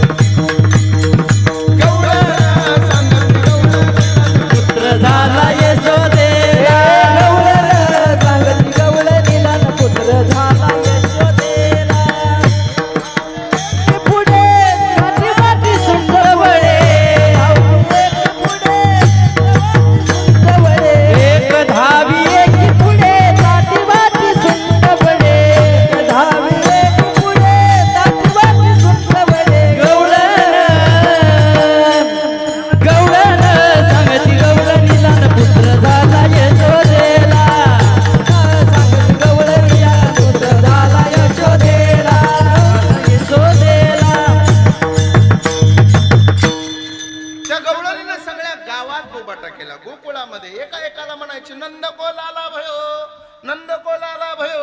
गावच्या पाटलाला पोरगा झाला. सगळ्या गोकुळात बोबाटा केला. गोकुळामधल्या सगळ्यात तरुण गवळणी म्हणायला लागल्या. 20 वर्षाच्या 22 वर्षाच्या 25 वर्षाच्या पोरी सगळ्या म्हणायला लागल्या, अगं कसा दिसतो तो. कोणी म्हणायचं पाहिला नंदाचा नंदन, पाहिला नंदाचा नंदन, तेने वेधील मन. जर त्याला पाहिलं तर आपलं मनच वेधून घेतो, एवढा सुंदर दिसतो. कोणी कोणी म्हणायचं कसा दिसतो ग. जी गवळण पाहून आली ती गवळण म्हणायची सावळे परब्रह्म आवडे या जीवा आणि मनी मने राणी बा घर केले. अरे त्याला पाहिल्यावर मनामध्येच घर करून घेतो, एवढा सुंदर दिसतो. कोणी कोणी म्हणायचं अगं कसा दिसतो ग. जी गवळण पाहून यायची ती गवळण म्हणायची त्याला पाहिलं ना सगळं मनच मोहून घेतो. मनमोहन मुरलीवाला नंदाचा आलबेला. त्याला पाहिलं की तो मन मोहूनच घेतो, एवढा सुंदर दिसतो. मग सगळ्या लोकांनी श्रीकृष्ण परमात्म्याला पाहून घेतलं. पाहण्याचा कार्यक्रम आटोपला. आता वेळ कमी असल्यामुळं हळूहळू हळूहळू श्रीकृष्ण परमात्मा लहानाचा मोठा होत असताना रांगायला लागला. रांगत रंगनी रांगायला लागला. रांगता रांगता चोरी करायला लागला. आणि पावसाचे चिन्ह थोडे असल्यामुळं, गरमी होत असल्यामुळं चोरी करायला लागला. ज्या घरी चोरायला जायचा ना त्या घरी दही दूध तूप लोणी चोरायचा आणि तिथं काहीतरी खोडी करून यायचा. एका घरी गेला. एका घरी गेल्यावर त्यानं दही दूध तूप लोणी चोरलं, खाल्लं. पेंड्या सुदाम्या बोबड्या मधुमंगल सगळे सवंगडी जमा केले आणि सगळ्याला सोबत घेऊन एका घरी गेला. ज्या घरी गेला तिथं दही दूध तूप लोणी खाल्लं ते खाल्लं. एक भरलेला ताकाचा डेरा घेतला. संध्याकाळी एक निवांत पैकी बाज टाकून म्हातारं समोर झोपलेलं होतं. त्या घरातला गवळी होता, 80 वर्षाचा होता. त्यानं श्रीकृष्णानं माठ घेतला भरलेल्या ताकाचा आणि त्याच्या ढेरीवर पडला. इतका खोड्या करायचा. एक घरी गेला. सासू आणि सुना समोर झोपलेल्या होत्या. समोरासमोर झोपलेल्या सासू सुनाच्या जवळ गेला. दही दूध तूप लोणी खाल्लं आणि उरलेलं दही दूध तूप लोणी सासूला एका बाजूने मिशा काढल्या आणि सुनाला एका बाजूने मिशा काढल्या. सकाळ सकाळ उठल्यावर सासू सुनाला म्हणायला लागली, अगं तुला काय लाज वाटते का? मथुरेला न्यायचंय ना विकायला, तू कशी खाती? ती म्हणली, ओ मला कुठं बोलता, हे आरसा बघा, तुम्ही खाल्लंय म्हणली ना, आमच्याकडे कुठं आलता येता? तेवढ्यात एक बरेच लोक यशोदेकडे गाराणा घेऊन जायचे. एक गवळण काय म्हणली माहितीये का? काय ग म्हणली, बांगड्या घातल्या का काय म्हणली हातात तुम्ही? असा घरी आल्यावर बांधून टाकावं लागतो. ये म्हणाव त्याला, तुझ्या दम येतं माझ्या घरी.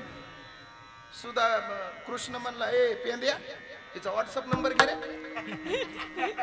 तिचं इंस्टाग्राम अकाउंट चेक कर, फॉलोअर्स कोण कोण आहेत बघ, आजूबाजूचा परिसर सगळा बघ तिचा, हा फेसबुकला किती ऍड आहेत बघ, कसा कसा विषय हिचा, आणि लईच नाही तर शेअर चॅटला तिला आजचं नियोजन टाकून दे. बरोबर आहे. तिचा ते सगळा डिटेल्स बायोडाटा घेतला. आणि जी गवळण म्हणली होती का तुझ्या दम असेल तरी ये, त्या गवळणीचा एक प्रॉब्लेम होता. गवळणीची उंची होती 7 फूट आणि तिच्या नवऱ्याची उंची होती 5 फूट. गवळण अशी उंच होती आणि नवरा बारीक. नेमकं त्याच्या घरी गेला आणि दोघं असे क्वाटवर झोपलेले होते. गवळण आणि गवळी क्वाटवर झोपलेले होते. दही दूध तूप लोण्याची चोरी केली आणि काय केलं माहितीये का त्यानं?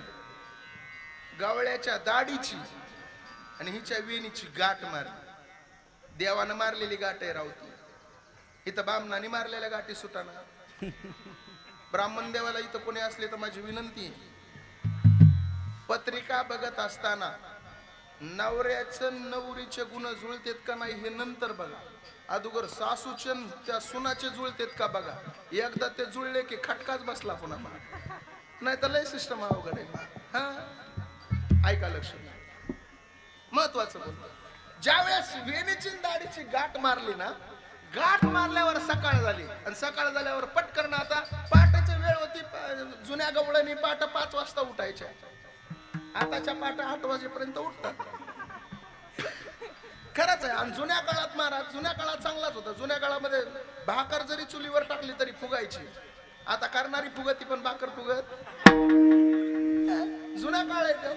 जुन्या काळामध्ये ते पटकन गवळण उठली आणि गवळण उठल्यावर आता ते गवळी झोपलेला होता.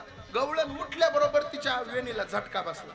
ती म्हणली, ओ 75 वर्ष झालं ना, कळतक म्हणली तुम्हाला काही, चेष्टा करता काय माझी अजून? तो काय म्हणला माहितीये का? सकाळ सकाळ काय गिनती काय म्हणला, कुठं दाढी वडती काय माझी? दोघातच भांडणं सुरू झाली. लाईट लावला आणि लाईट लावल्यावर पाहिलं तर हिच्या दाढीची, याच्या दाढीची आणि तिच्या वेणीची गाठ मारलेली होती. त्याच्या लक्षात आलं, म्हणला आपल्या बायकोनं गोकुळाच्या पाटलाच्या पोराच्या घरात हात घातला दिसतोय. तो काय म्हणला माहितीये का? का ग म्हणला, कृष्णाला काय व्हॉट्सअपवर हाय वगैरे टाकलं होतं का? ती म्हणली नाही हो. म्हणला इंस्टाग्रामला काय फॉलो? हा म्हणली इंस्टाग्रामला थोडा फॉलो केलता कृष्ण. मग तो म्हणला, अरे वेडे, तू कोणाच्याही नादी लागायचं पण कृष्णाच्या कशाला नादी लागायचं? हे फक्त कृष्णाने केलंय, दुसरं कोणी नाही. ते गाठ कापायला गेले कापेना, तोडायला गेले तुटेना, जाळायला गेले जळेना.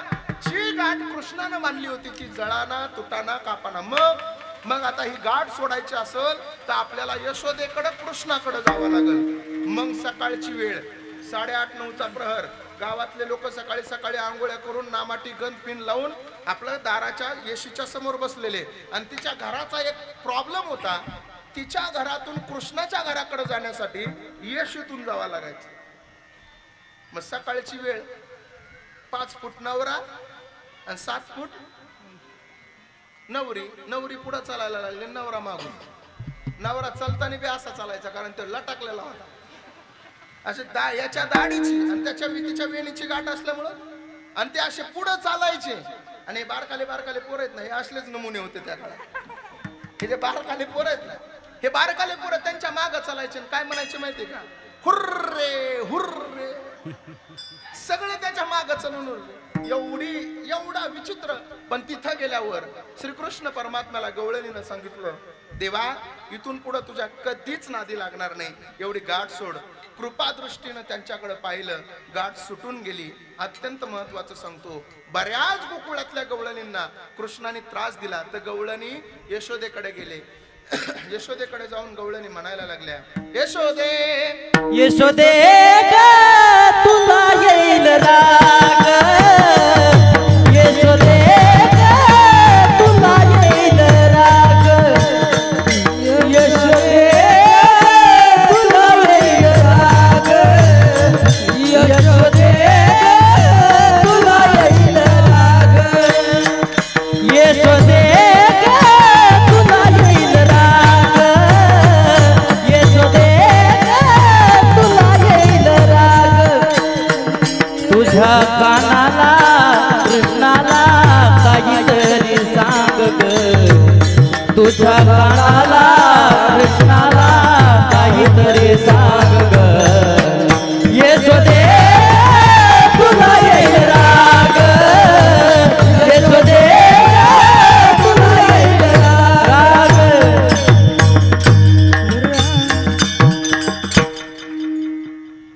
यशोदे तुला येईल राग. यशोदेकडे सगळ्या गवळणी गेल्या आणि सगळ्या गवळणीनं गारणं सांगायला सुरू केलं. यशोदे बाळ तुझा तान कुटवर सोसू धिंगाणा. यशोदे तुझ्या बाळाला काहीतरी सांग. परवा आला मुच्या घरा, दारी निजला होता माथारा, घेऊनी ताकाचा ढेरा आणि सैरा फोडीला त्यावरी. अरे काय आमच्या घरी आला, एक एक एक एक गवळणी गारणं सांगायला लागली. यशोदा म्हणली, अगं काय गारणं सांगता ग माझ्या पोराचं, माझ्या पोरासारखं तर गुणी कोणी नाही. बाळाचा गुण गुणाचं तान, बाळ दिसतंय गोजिरवान, काय सांगता गाराने ग गोकुळच्या नारी. तुम्ही काय माझ्या पोराचं गारणं सांगता, माझ्या पोरासारखं तर सुंदर रूपड कोणाचं नाही, सुंदर पोरग कोणाचं नाही. गवळणी म्हणायच्या. त्या यशोदेला सगळ्या गवळणी म्हणायच्या, यशोदे तुझं बाळ तुलाच चांगलंय, आमच्यासाठी तुझं बाळ चांगलं नाही. जाऊन तुझ्या बाळाला काहीतरी सांग. एक दिवशी यशोदेलाच श्रीकृष्ण परमात्म्यानं लीला दाखवली. ज्यावेळेस श्रीकृष्ण परमात्म्यानं अनेक लीला केली. ज्यावेळेस रासलीला करायचा ना तो, त्यावेळेस श्रीकृष्ण परमात्मा बासरी वाजवायचा. आणि बासरी वाजवायला लागला की गोकुळातल्या सगळ्या गवळणी, कोणी धुणं धुत असेल तर त्या बासरीच्या सुमधुर आवाजानं लगेच निघायची, धुणं तसंच ठेवायची. कोणी भाकरी करत असेल तर तशीच भाकरी ठेवायची आणि कृष्णाच्या बासरीकडे निघायची. कोणी जर भांडे घासत असेल तर भांडे तसंच ठेवायचे आणि श्रीकृष्णाची बासरी ऐकायला जायची. एक दिवशी विशाखा नावाच्या गवळणीनं श्रीकृष्ण परमात्म्याच्या बासरी समोर भांडण धरलं. ती काय म्हणली माहितीये का? बासरीला म्हणली, ए बासरी काय ग म्हणली, रोजच वाजतीस आणि सुंदर आवाज काढतेस, तुझ्या आवाजानं आमचं सगळं देहभान हरपून जातं आणि आम्हाला तुझ्याकडे ओढून आणतेस. असं काय पुण्य केलंस तू की श्रीकृष्णानं तुला एवढं जवळ केलं?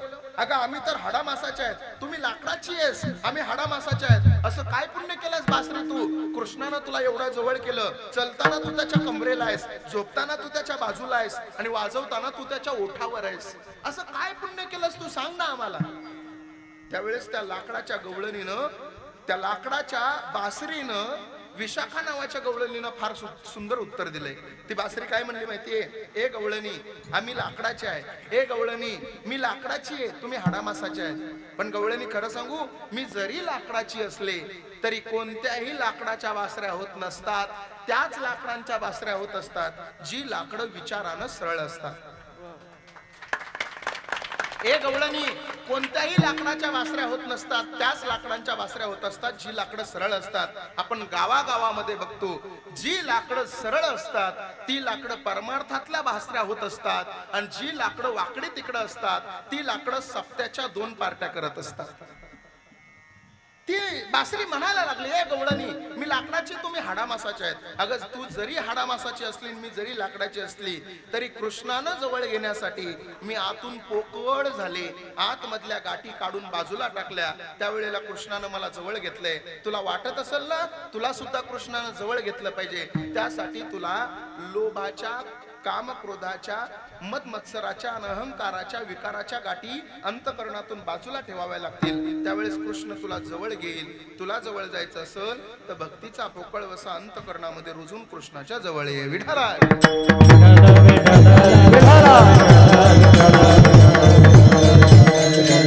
सगळ्या गवळणीनं गारानं केलं, आणि गारानं केलं. आता यशोदा पण वैतागली, आणि यशोदेनं सुद्धा सांगितलं. काय? यशोदा म्हणली, कृष्णा, आता तू इथं थांबायचं नाही, आता तू शाळेत जायचं. मग त्या काळातली शाळा कोणती?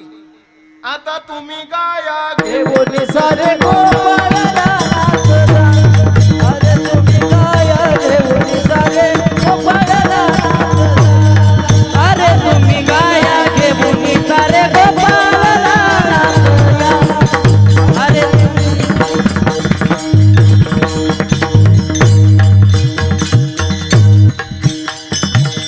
सगळे गोपाळ रानात गेले. एक होता, पेंद्या होता, बोबड्या होता, मधुमंगल होता, सुदाम्या होता. सगळे गोपाळ रानात गेले, आणि रानात गेल्यावर सगळे गोपाळ खेळ खेळायला लागले. गाया अशा चरायला सोडून दिल्या, आणि सगळ्यांना खेळ खेळायला सुरू केले. एका दमात 4-5 खेळ घेऊ आणि सेवा संपवू.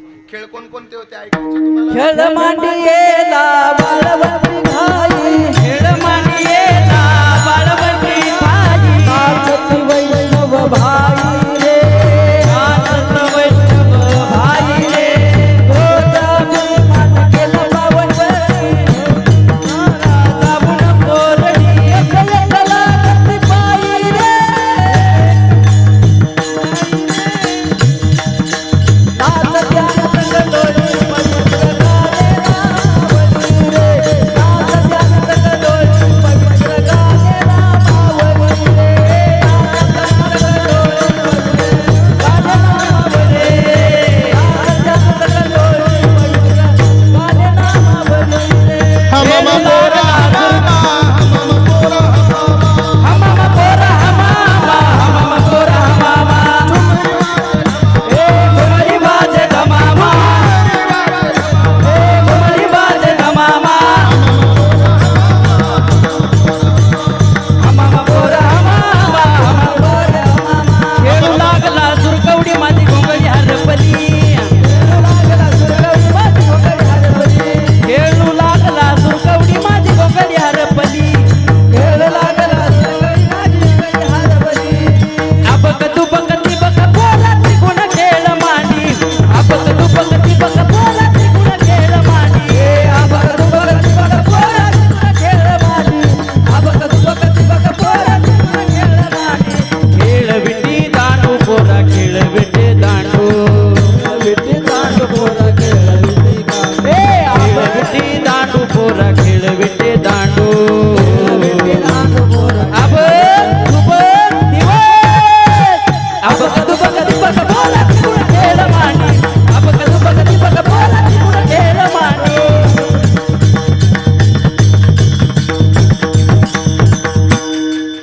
खेळ भवरा गे बाई भवरा, खेळ भवरा गे बाई भवरा. खेळ भवरा गे बाई भवरा, खेळ भवरा ग बाई भवरा. या राधिकेचा नवरा, या राधिकेचा नवरा, नवरा नवरा. खेळ भवरा ग बाई भवरा, खेळ भवरा ग बाई भवरा. अनेक प्रकारचे खेळ खेळले. खेळ खेळल्याच्या नंतर सगळ्यांना सांगितलं, कृष्णा आता बस कर बाबा, खेळ खेळायचं. कांदे बार, पोटी भूक, आणि काय खेळायाचे सुख. आता आम्हाला भूक लागली रे बाबा, आता कीर्तन सुद्धा ऐकू वाटणं आम्हाला. आम्हाला भूक लागली कृष्णा, आता आम्हाला खेळायची इच्छा नाही राहिली. मग कृष्णानं सांगितलं, बर सगळ्यांच्या शिदोऱ्या एकत्रित आणा. सगळ्यांच्या शिदोऱ्या एकत्रित केल्या आणि शिदोऱ्या एकत्रित केल्यावर सगळ्याला प्रसाद दिला. कृष्ण परमात्म्यानं काला केला आणि सगळ्याला सांगितलं, हे बघा काला इथंच खायचा, घरी घेऊन जायचा नाही. काला इथंच खायचा. खरकाटे हात गंगेमध्ये सुद्धा धुवायचे नाहीत, कारण देवाला काल्याची आवड आहे. देव गंगेमध्ये मासे होऊन येतील आणि तुमच्या हाताचं खरकट खातील. तेवढे पुण्यवान देव नाहीत की काला खाण्याचा अधिकार देवाला मिळेल. त्याच्यामुळं अजिबात खरकाटे हात असेल तर उन्हात वाळू घाला, पण गंगेकडे जाऊ नका. असा काला श्रीकृष्ण परमात्म्यानं वृंदावनामध्ये केला. नाथ महाराजानं पैठणला केला, आळंदीला ज्ञानोबारायानं केला आणि पंढरपूरला नामदेवरायानं केला. तोच काला आज दत्त प्रभूंच्या दरबारामध्ये भागवत साहेबांच्या माध्यमातून तुम्ही आम्ही सगळेजण या ठिकाणी करणार आहोत. पुंडलिक वरदा हरी विठ्ठल श्री ज्ञानदेव तुकाराम पंढरीनाथ भगवान की जय. अवधूत चिंतन श्री गुरुदेव दत्त. माझी काल्याची सेवा माझी झालेली आहे. वेळेत बरोबर 11:30ला सुरू झालं, बरोबर 1:30ला कीर्तन संपलं. बरोबर झालेली कीर्तन रूपे सेवा पांडुरंग परमात्म्याच्या चरणी समर्पित करून याच ठिकाणी सेवेला विराम देतो. दही हंडीचा अभंग होईल. हंडी फुटल. हंडी फुटल्यावर महाप्रसाद घेतल्याशिवाय कोणीही घरी जाऊ नका अशी सर्वांना नम्रतेची विनंती आहे. फक्त जाता जाता एक सांगतो, जीवन जगत असताना सुंदर जीवन जगा. आयुष्य फार सुंदर आहे. मी नेहमी आयुष्याच्या काही व्याख्या सांगत असतो. महिला मंडळ, आयुष्य तुमच्यासाठी फार सुंदर आहे. आयुष्य म्हणजे तुमच्यासाठी रांगोळी आहे. रांगोळी किती ठिपक्यांची काढायची हे पुस्तकामध्ये लिहिलेलं असतं, पण काढलेल्या रांगोळीमध्ये वेगवेगळे रंग कसे भरायचे हे मात्र काढणाऱ्या ताईच्याच हातात असतं. तसं तुमच्या आणि माझ्या आयुष्याची रांगोळी किती वर्षाची काढायची हे परमेश्वराच्या हातात असतं, पण त्यानं काढलेल्या 70 वर्षाच्या आयुष्यामध्ये असे माणुसकीचे वेगवेगळे रंग कसे भरायचे हे मात्र तुमच्या आणि माझ्याच हातात असतं. म्हणून आयुष्य सुंदर आहे, जगायला शिका. सध्या वास्तविक महाराष्ट्राची परिस्थिती फार गंभीर होत चाललेली आहे. ऐका, थोडं लक्ष द्या माझ्याकडे. 1-2 मिनिटं घेतोय, तुमची जास्त वेळ नाही. सध्या आहे त्या परिस्थितीमध्ये, दादा 2 मिनिटं थांबा. आहे त्या परिस्थितीमध्ये महाराष्ट्राची परिस्थिती एवढी भयान आहे. टीव्ही लावला तर टीव्ही मध्ये पाहावं वाटत नाही, एवढे विचित्र प्रकार आपल्याला बातम्याच्या माध्यमातून पाहायला मिळायला लागले. अरे या वारकरी संप्रदायाचे विचार जोपासत असताना आम्ही लोकांना शिकवलं पाहिजे. आज परिस्थिती एवढी भयान झाली आहे. बदलापूरला 3 वर्षाची मुलगी कळू नये आपल्याला. बलात्काराच्या प्रकाराने एवढे भयान परिस्थितीमध्ये वाढले. आज आपल्या पोरांवर आपले संस्कार नाही का? हा महाराष्ट्र आहे का ज्या छत्रपती शिवाजी महाराजांनी घडवलेला महाराष्ट्र? अरे काल आता 1-1.5 महिन्यापूर्वी 80 वर्षाची म्हातारी लोकांना कळू नये. कुठं चाललाय आपला महाराष्ट्र? कधीतरी याचा विचार करा. या महाराष्ट्रामध्ये राजकारणी लोक अनेक चांगल्या पद्धतीचं काम करतात, पण त्या राजकारणी लोकांना नेहमी कीर्तनाच्या माध्यमातून सांगत असतो, तुम्ही सध्याच्या मितीला तुमच्या सरकारच्या माध्यमातून अत्यंत सुंदर अशा पद्धतीने जर तुम्ही सरकारचं काम करत असाल तर या बलात्कारावर अंकुश लावायचं काम तुमचं आहे. महाराष्ट्रामध्ये मी मागेही बोललो होतो ना, आजही बोलतो, महाराष्ट्रामध्ये ते एकच आमदार आहे महाराज. म्हणजे मी दुसऱ्या आमदाराला नावं ठेवतोय असं नाही, पण आमच्या नियमानुसार काम करणारा महाराष्ट्रातील एकमेव आमदार म्हणजे पाटोदा शिरूर आष्टी तालुक्याचे सुरेश अण्णा धस आहे. त्याचं कारण सांगू तुम्हाला. कारण असं आहे, तो माणूस प्रत्येक ग्राउंड लेवलला जाऊन गरीबाच्या हृदयापर्यंत पोहोचलेला आहे. त्या माणसानं प्रत्येक गोरगरिबाची त्या ठिकाणं अवस्था जाणून घेतलेली आहे आणि जी अवस्था गरिबांची आहे ना, त्याच अवस्थेचे प्रश्न सरकाराच्या दरबारात मांडलेले आहेत. काल परवा ते टीव्हीला एक चष्मा तुटलेला ते गायबानं येऊन समोर काय म्हणलं माहितीये का? ते काय रत्न गुणरत्न काहीतरी आहे, त्याचं रत्न गुणरत्न म्हणतात त्याला. अरे त्याला काही कळत नाही, मला काही कळत नाही. तुला जर लक्षच द्यायचं असेल तर वकील आहेस ना तू, लक्षच द्यायचं असेल तर या केसवर लक्ष दे. 3 वर्षाच्या मुलीच्या प्रकरणामध्ये एखादा जर आरोपी अटक होत असेल तर त्या आरोपीला अटक करण्याचं काम तुझ्याकडे आहे. एखाद्याची सुपारी घेऊन तो बोलण्याचा कार्यक्रम करू नको. माझी विनंती आहे, जी माणसं चांगली काम करतील त्या माणसाच्या आपण प्रत्येकानं मागं उभा राहिलं पाहिजे. आता काल परवाची घटना आहे, त्यानं या महाराष्ट्रामध्ये सुरेश अण्णांनी 35 लाखापर्यंतचा वैद्यकीय मोफत सेवा असणाऱ्या गोरगरिबांच्या लोकांसाठी, पेशंटसाठी मोफत सेवा देण्याचं काम केलेलं आहे. कधीतरी असे निर्णय घ्या ना, कधीतरी या पद्धतीनं जीवन जगा ना. असं आपण प्रत्येकानं जगलं पाहिजे. मला असं वाटतंय, मी या राजकारणाच्या विषयावर जास्त बोलत नाही, तर लोक आम्हाला म्हणतील महाराज तुमचा बीजेपी तर पक्ष नाही ना. आमचा पक्ष बीजेपी नाही बाबा. आमचा बीजेपी नाही ना, राष्ट्रवादी नाही ना, काँग्रेस नाही ना, कोणताच नाही. आमचा एकच पक्ष आहे, हरिनामावर लक्ष आहे. फक्त आम्हाला एकच वाटतं, जी माणसं चांगलं कार्य करतील त्या माणसाचं वर्णन आपल्यासारख्या माणसानं केलं पाहिजे. म्हणून झालेली कीर्तन रूपी सेवा पांडुरंग परमात्म्याच्या चरणी श्री गुरु दत्त प्रभूंच्या चरणी समर्पित करतो आणि या ठिकाणी सेवेला विराम देतो. काही चुकलं असेल तर माझं मला परत करा. जे चांगलं असेल ते नक्की घरी घेऊन जाण्याचा प्रयत्न करा. ही समस्त मंडळी या ठिकाणी उपस्थित आहेत. कीर्तन अजूनही 15 मिनिटं करू शकलो असतो, परंतु इथून पुढचा प्रवास माझा 350 किलोमीटर अंतर आहे. इथून मला इगतपुरीच्या पुढे ठाणे जिल्ह्यामध्ये शहापूर नावाचं गाव आहे. त्या शहापूरला मला कीर्तनाला जाणं आहे. त्याच्यामुळे सगळ्यांची माफी मागतो आणि याच ठिकाणी सेवेला विराम. सूचना संपेपर्यंत कोणीही जागा सोडू नका अशी विनंती करतो. ज्ञानेश्वर माऊली ज्ञानराज माऊली तुकाराम, ज्ञानेश्वर माऊली ज्ञानराज माऊली तुकाराम, ज्ञानेश्वर माऊली ज्ञानराज माऊली तुकाराम. विठ्ठल जय जय विठ्ठल जय जय विठ्ठल. हा बोलिलेले गुरुवे देवा कराचा माप. कंठी धरेला कृष्ण मनी अवघा जनी प्रकाश. काला वाकुले कवे कावै सवनिका शब्द. वाकुले या ब्रह्मादिका उत्तम लोका दाखवू.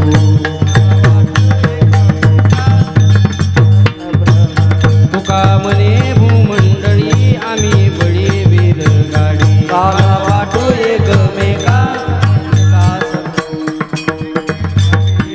दुरे होतो ते गाडी.